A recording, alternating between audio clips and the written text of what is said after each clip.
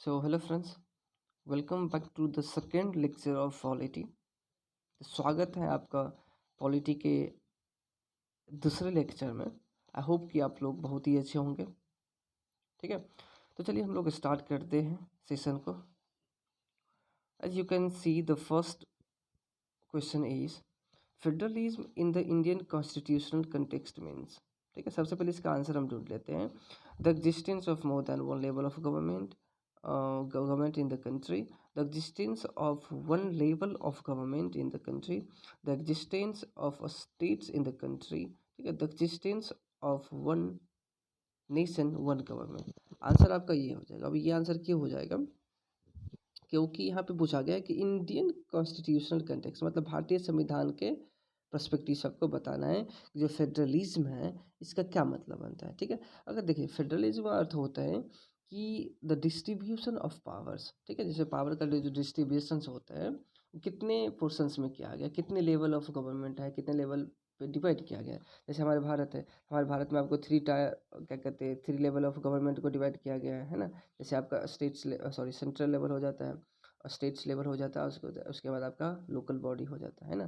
तो 3 टीयर में इसको डिवाइड किया गया है। दैट मीन्स कि इसका आंसर क्या हो जाएगा? The existence of more than one level of government in the country, मतलब एक से ज़्यादा में डिवाइड किया गया है। ठीक है, तो नेक्स्ट क्वेश्चन पे चलते हम लोग। क्या है? क्योंकि आपका फेडरल फीचर्स का मतलब होता है कि जैसे supremacy of the constitution, division of power. ठीक है, अब डिवीजन ऑफ पावर जो होता है ना वो यूनियन एंड स्टेट्स के बीच में होता है। तो ठीक है, और इसी से तो आपको लग ही रहा है कि जो जुडिशरी होते हैं और इंडिपेंडेंट जुडिशरी होती है। The second question is of which of the following is not a feature of constitution of India।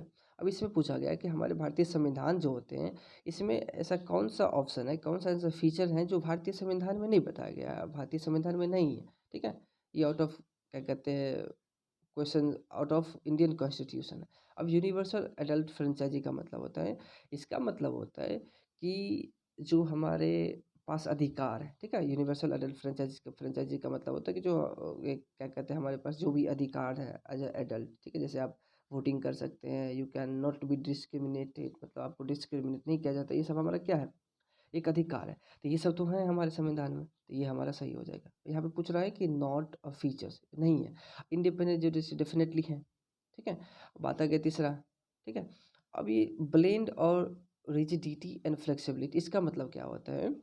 अब इसका अर्थ ये हो जाता है आपका, अब रिजिडिटी का मतलब होता है और फ्लेक्सिबिलिटी मतलब लचीलापन, और रिजिडिटी का मतलब कठोर। हम थोड़ी से एक सिंपल लैंग्वेज में समझने की कोशिश करते हैं। इसलिए हो जाता है क्योंकि जैसे कई हमारे संविधान में प्रोविजंस हैं that was amended with a simple majority. जैसे कोई अमेंड करना है, जैसे हमारे संविधान में कोई क्या कहते हैं किसी चीज़ को अमेंड करनी है, संशोधन करना है, तो क्या होता है कि जब हमें संशोधन करनी होती है ना तो हमें वहाँ पे एक सिंपल मेजोरिटी चाहिए होती, सिंपल वोट चाहिए होती, जिसके थ्रू हम क्या करते हैं अमेंड कर पाते हैं। ठीक है, तो इसको क्या बोलते हैं? फ्लेक्सिबिलिटी बोलते हैं। लेकिन कई ऐसे समय प्रोविजंस होते हैं वहाँ पे जब तक हमें स्पेशल मेजोरिटी नहीं चाहिए, अच्छी तरीके से मेजोरिटी नहीं चाहिए, तब तक हम नहीं कर पाते हैं, इसको नहीं बदल सकते, अमेंड नहीं कर पाते हैं। ठीक है, संशोधन नहीं कर पाते हैं। इसीलिए क्या हो जाता है, कहीं कहीं क्या है फ्लेक्सिबिलिटी है और कहीं कहीं क्या है रिजिडिटी है। आई होप कि यू अंडरस्टूड इट।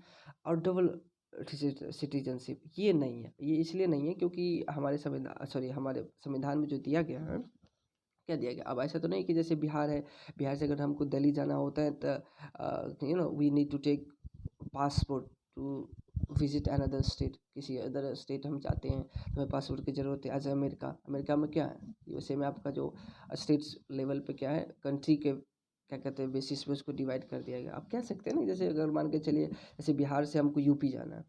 ठीक है, बिहार से अगर यूपी जाना है and I need to take visa, passport अगर हमको लेने की ज़रूरत है, दैट मीन्स कि कंट्री ही है ना। तो इसलिए ऐसा कुछ नहीं। तो डबल सिटीजनशिप यहाँ पे ये आपको बता है कि जो डबल सिटीजनशिप वो कहाँ है, वो अमेरिका में है। और ये जो कंसेप्ट है हमारा कहाँ से लिया गया है, ये तो हमारा सिटीजन नहीं, लेकिन हमारे पास क्या है सिंगल सिटीजनशिप है। क्या है? सिंगल सिटीजनशिप, ठीक है। और ये कहाँ से लिया गया आपको, यूके से लिया गया, कहाँ से, यूके से लिया गया, ठीक है, यूके से लिया गया। और एक बात बता दूं, यहाँ पे जो हमारे सिटीजनशिप के बारे में बताया गया वो पार्ट 2 में बताया गया। और आर्टिकल की अगर बात करते हैं तो आर्टिकल 5 to 11, आर्टिकल 5 to 11, ठीक है, वो ध्यान में रखना है। कौन से पार्ट में, पार्ट 2 में, ठीक है। और आर्टिकल 5 to 11 में दिया गया है। कंसेप्ट कहाँ से लिया गया है, तो यूके से लिया गया है, ठीक है, इंग्लैंड से। Let's move to another question. अब the third question is, who describe the Indian federal system as bargaining federalism. जो हमारे संविधान है उसके संविधान में जो फेडरल वर्ड का यूज किया गया है उसको किस, बार्गेनिंग फेडरलिज्म की तरह उसको क्या किया गया है, डिस्क्राइब किया गया है। ये किसने किया है, तो ये किया आपका मॉरिस जोन्स ने किया है, ठीक है। किसने किया, मॉरिस जोन्स। अब फेडरलिज्म पे ना जैसे कई कई क्या कहते हैं आपका, ये सब है ना, केसी वेयर हो गया, आपके जेनिंग्स हो गया, ग्रैनविल ऑस्टिन हो गया, ये सब अपने इसने कमेंट किया। जैसे केसी वेयर की अगर बात करें, इसने कहा कि जो हमारा भारत है ना, जो फेडरल है वो क्वासी फेडरल है। क्या है, क्वासी। जैसे केसी वेयर साहब ने कहा है कि जो क्वासी फेडरल, अब क्वासी फेडरल का मतलब क्या होता है, अब क्वासी फेडरल का मतलब होता है अर्धसंघी कह सकते हैं। क्या कह सकते हैं, अर्धसंघी। अर्धसंघी का मतलब होता है कि कई कई ऐसे आपको कई कई ऐसे प्लेसेस होते हैं, कई कई ऐसे प्रोविजंस होते हैं, कई कई ऐसे एक्ट होते हैं जिसमें आपको केवल सेंट्रल गवर्नमेंट के पास क्या ना कह सकते हैं राइट होते हैं उसको चेंज करने की या अमेंड करने के, ठीक है। वहाँ पे आप स्टेट्स गवर्नमेंट का कोई दखलंदाजी नहीं होता है। लेकिन कहीं कहीं ऐसे चीज़ें होते हैं जहाँ पे आपको स्टेट्स गवर्नमेंट के अंदर में होते हैं, ठीक है। इसलिए इसको किसी वे ने क्या बोला, क्वासी फेडरल में अर्धसंघी, ठीक है। चलिए थर्ड क्वेश्चन पे, सॉरी फोर्थ क्वेश्चन पे। The Constitution of India is a sovereign, socialist, secular, democratic republic with a।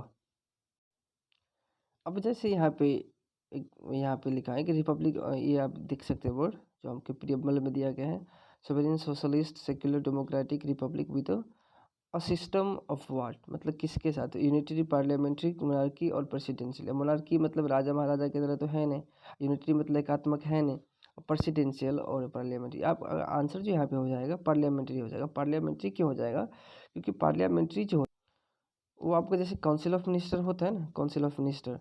अब काउंसिल ऑफ मिनिस्टर जो होता है वो किसके द्वारा हेडेड किया जाता है, प्राइम मिनिस्टर के द्वारा हेड किया जाता है।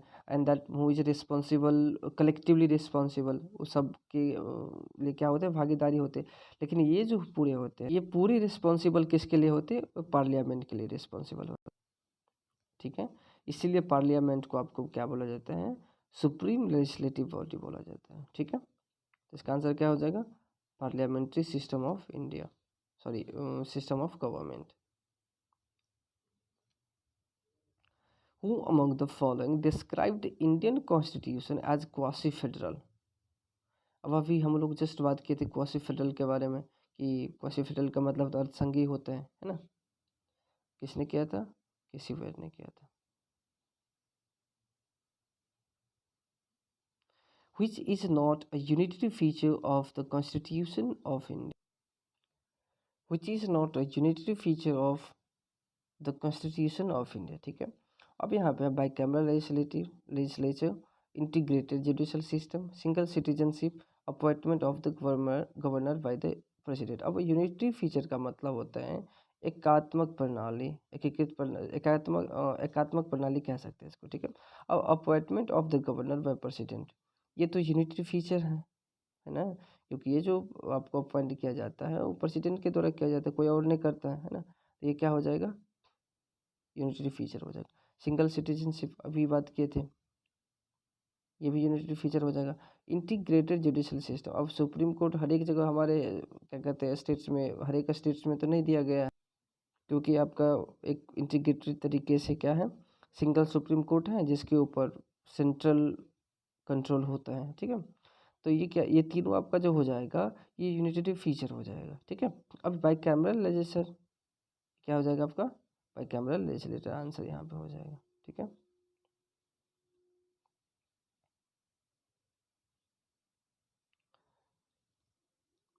Which of the following is not a federal feature of Indian constitution. अब यहाँ पे आपका सीधा सीधा मतलब है कि इसमें कौन सा ऐसा ऑप्शन है जो federal feature of Indian constitution नहीं है। ठीक है, मतलब फेडरल नहीं है। अब यहाँ पे आंसर क्या हो जाएगा आपका, डुअल गवर्नमेंट। अब डुअल गवर्नमेंट तो है हमारे पास, है ना, जैसे सेंट्रल हो गया, स्टेट्स हो गया, है ना। तो ये तो आपका क्या कहते हैं, यूनिटरी नहीं हुआ, तो फेडरल हो गया, है ना। अब division of powers, division of powers again मैंने बोला था कि 3 टाइप्स में हमको डिवाइड किया गया है ना। अब रिटेन कॉन्स्टिट्यूशन, अब रिटेन कॉन्स्टिट्यूशन का मतलब ही होता है फेडरल। रिटेन कॉन्स्टिट्यूशन का मतलब ही होता है, क्योंकि इसमें आपका सारा कुछ दिया गया है ना, बाइकैमरल के बारे में दिया गया है आपका। ठीक है, उसके बाद डिस्ट्रीब्यूशन ऑफ पावर के बारे में दिया गया, डिवीजन ऑफ पावर्स के बारे में दिया गया है। ठीक है, तो ये तो नहीं हो सकता। और आंसर बचता है ऑल इंडिया सर्विसेज। इसके ऊपर किसका कंट्रोल होता है, सेंट्रल गवर्नमेंट का कंट्रोल रहता है। That should be the answer. The establishment of the union public service commission, state public service commission and joint public service commission falls under which of the following features of constitution of India. ये तो simple आपके यहाँ पे federalism का answer है ना। Fundamental rights कैसे हो सकता है ये, डीपीएसपी कैसे होगा, पार्लियामेंट्री गवर्नमेंट होगा। वैसे भी ये जो क्या कहते हैं आपका, जो ये पब्लिक सर्विस कमीशन है यूपीएससी, उसके बाद क्या कहते हैं पीसीएस जो है, वो आपको 315 से लेकर के 315 टू 323 आर्टिकल्स में दिया गया है। ठीक है, 315 टू 323 आर्टिकल्स में पार्ट 14 में आपका दिया गया है। Which of the following statements are correct in the context of the Indian Constitution? अब यहाँ पे there are 3 major organs of the government, namely legislature, executive and judicial। आपको ये पता ही होगा 3 टायर में डिवाइड किया गया, legislature, executive and judicial। अब एग्जीक्यूटिव क्या करते हैं, आपका एग्जीक्यूटिव जो होता है ये क्या करते हैं, किसी भी लॉ को इम्प्लीमेंट करता है। और लेजिस्लेटिव जो होता है वो क्या करता है, लेजिस्लेचर क्या करता है, लॉ को बनाता है। अब जो चेकर होते हैं जुडिशरी होते हैं, दैट इट इंश्योर्स जस्टिस। ठीक है, एंड प्रोटेक्ट्स राइट, मतलब ये जस्टिस है, जस्टिसेबल है कि नहीं है, ये सही है कि नहीं, ये कानून क्या कहते हैं, ये इसके चेकर होते हैं। ठीक है, और separation of functions rather than the power is followed. अब जैसे अभी कुछ देर पहले हमने बात किया था कि जो डिस्ट्रीब्यूशंस ऑफ पावर होते हैं, ठीक है, उसके बेसिस पे आपका जो सेपरेशन ऑफ फंक्शंस भी तो होता है ना। जैसे अभी हमने क्या बात किया, लेजिस्लेटिव का वर्क अलग होता है, इसका फंक्शन अलग होता है, इसका फंक्शन जुडिशरी का फंक्शन अलग होता है। ये तो सही है, ये भी सही है, ये भी सही है। All organs of the government are independent, ये नहीं है। The answer C is wrong. तो क्या हो जाएगा, ए बी। अब ए बी कैसे होगा, एक थोड़ा सा मैं आपको एक्सप्लेन कर, जैसे जो प्राइम मिनिस्टर होते हैं ना, वो रिस्पॉन्सिबल होते हैं। मतलब सबसे पहले ये कह सकते हैं कि मिनिस्टर का क्या होते हैं, हेड होते हैं, head of the council of the minister. ठीक है, उसके बाद क्या होता है, council, head of the council of the minister होता है, एग्जीक्यूटिव का क्या होता है, हेड होता है। ठीक है, अब अब ये जो सारे क्या कहते हैं काउंसिल ऑफ मिनिस्टर से होते हैं, they are responsible to the house of the people, मतलब लोकसभा के लिए वो क्या होते हैं, रिस्पॉन्सिबल। जैसे कोई मिनिस्टर्स होते हैं, कोई भी डिसीजन लेते हैं, है ना, या कोई भी कार्य करते हैं, एक्शंस लेते हैं, तो अगर जैसे मान के चलो अगर वो लोकसभा में जाते हैं तो दे आर क्वेश्चनड, मतलब उसे क्वेश्चन किया जाता है लोकसभा में कि क्या किया नहीं किया, है ना। अगर मान के चलो ये सब गलत होता है, सही नहीं होता है, तो फिर कॉन्फिडेंस मोशन होता है, नो कॉन्फिडेंस मोशन होता है, लोकसभा में पास किया जाता है गवर्नमेंट। उस इसके बेसिस पे अब फिर क्या होता है, गवर्नमेंट को रीजन देना पड़ता है। इसीलिए all organs of the government are independent, ऐसा नहीं, इंडिपेंडेंट नहीं है, सब एक दूसरे पे क्या है, डिपेंडेंट है। मतलब कलेक्टिवली रिस्पॉन्सिबल का मतलब होता है कि एक दूसरे पर डिपेंडेंट है।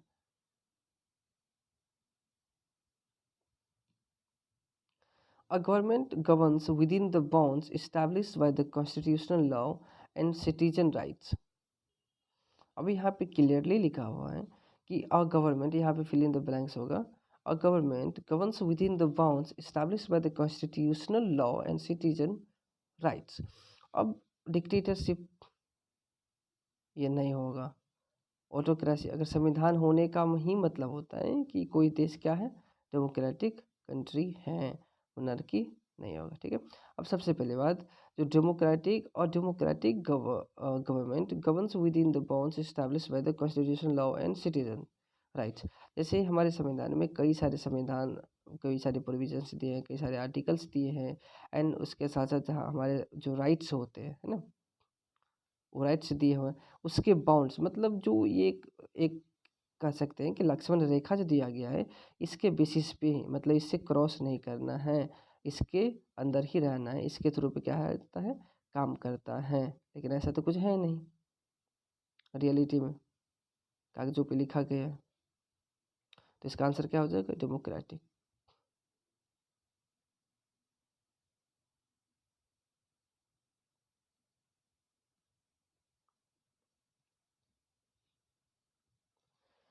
Secularism is a feature of Indian constitution which means. अब सेक्युलरिज्म क्या होता है, धर्मनिरपेक्ष होता है। ठीक है, अगर मैं गलत नहीं हूँ तो सेक्युलरिज्म का मतलब धर्मनिरपेक्ष होता है। ठीक है, is a feature of Indian constitution, मतलब हमारे संविधान के जो फीचर्स है सेक्युलरिज्म है। ठीक है, क्योंकि प्रिम्बल में भी वो दिया गया है ना, सेक्युलर शब्द का यूज़ किया गया। द स्टेट, मतलब स्टेट, यहाँ जो स्टेट्स से आपको तात्पर्य है, अर्थ है कि ये हमारे इंडिया को बोला जाता है, मतलब कंट्री को बोला जा रहा है। ठीक है, promotes the religion of the majority, मतलब जो मेजोरिटी ऑफ द पीपल है, जैसे यहाँ पे भारत में क्या है, आपको हिंदू है, तो उसका जो धर्म होगा उसको प्रमोट करता है। नहीं, ऐसा कुछ नहीं है, गलत हो गया। The state does not promote any religion. ठीक है, the state can promote any religion, no, it can not promote any religion. The state promotes the religion of the minority community, नहीं, ना ही मेजोरिटी कम्युनिटी का जो यहाँ पे religion होता है प्रमोट कर पाएगा, कर सकता है, और ना ही मिनॉरिटी का। ठीक है, या किसी भी तरह के धर्म को मतलब जो क्या कहते हैं स्टेट्स जो स्पॉन्सर्ड होते हैं उसके थ्रू वो प्रमोट नहीं कर सकते हैं। ठीक है, यहाँ पे आंसर क्या हो जाएगा, the state does not promote any religion. What should be the answer, the state does not promote any religion. Which country has the lengthiest written constitution in the world? तो कौन है, ये आपका आंसर हो जाएगा हमारा भारत, हमारा प्यारा भारत। ठीक है, अब इसमें थोड़ा सा मैं बता दूँ, जो हमारे भारत है, जो हमारे इंडियन कॉन्स्टिट्यूशन है, इसमें आपका जो इनिशियली जो क्या कहते हैं पार्ट्स थे, कितने पार्ट्स थे इनिशियली आपके, ये आपको 22 थे।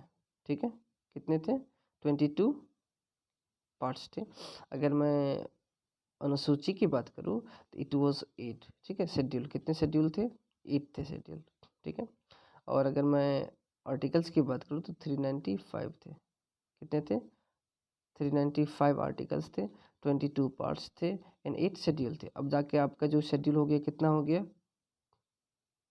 12 हो गया। और इनिशियली ये आपका 395 था, 5 था, लेकिन अभी ये बढ़ करके आई थिंक 400 क्रॉस कर गया। ठीक है, और पार्ट्स भी आपका 25 हो गया। ठीक है, अगर सबसे पहले बात करें कि इंडियन कॉन्स्टिट्यूशन है व्हेन इट वाज इम्प्लीमेंटेड, मतलब कब इसको इन्फोर्स किया गया था, तो ये आपको सबसे पहले किया गया था 26 नवंबर 1949 को आपको थोड़ा सा किया गया था। मतलब थोड़ा सा कहने का मतलब कि जो पार्शियली है, जैसे आपका क्या कहते हैं इलेक्शन कमीशन हो गया, सिटीजनशिप हो गया, ये सब आपको 26 नवंबर 1949 को इन्फोर्स किया गया था। लेकिन जो इफेक्टिव तरीके से जो इन्फोर्स किया गया था आपका, वो 26 जनवरी 1950 को किया गया था। ठीक है, आपको ध्यान रखना, अगर सबसे अपनाया गया, मतलब ये कह सकते हैं कि जो अडॉप्ट किया गया था आपको 1949 को किया गया था, और इन्फोर्स जो किया गया था इफेक्टिव से वो किया गया था 26 जनवरी 1950 को किया गया था। ठीक है, Article 1 of the Indian Constitution, which states India, that is Bharat, shall be a union of states, mentions which of the following features. अब यहाँ पे दिया गया है कि जो हमारे भारतीय संविधान, अभी मैंने क्या बताया कि 395 आपका आर्टिकल्स था, ठीक है। इसके जो आर्टिकल फर्स्ट में है ना, इस आर्टिकल फर्स्ट में कुछ दिया गया है, और क्या दिया गया है कि the Indian constitution which states India that is Bharat, India that is shall be a union of states. अब यूनियन ऑफ स्टेट्स है, मतलब ठीक है, क्या है, भारत राज्यों का संघ, अगर इसको हिंदी में बोले तो भारत राज्यों का संघ है। Mentions which of the following features, इसमें क्या फीचर्स, कौन सा फीचर्स मेंशन किया गया। सेक्युलरिज्म, ये तो नहीं होगा। इंडिपेंडेंस ऑफ द जुडिशरी, ये भी नहीं होगा। अब यहाँ पे क्लियरली लिखा होगा shall be union of states. जब यूनियन ऑफ स्टेट्स होगा मतलब कि यहाँ पे स्टेट्स का भागीदारी होगा, ठीक है। तो ये भी तो नहीं होगा, आंसर क्या हो जाएगा, cooperative, cooperate, federalism, answer should be. So these were the 13 questions of polity. I hope you understood it very well, ठीक है। And if there was any mistake, then you should leave your feedback. Where should I improve? Please leave the feedback. Okay, thanks for watching. तो तब तक के लिए bye, Tata. तो मिलते हैं हम लोग नेक्स्ट सेशन में।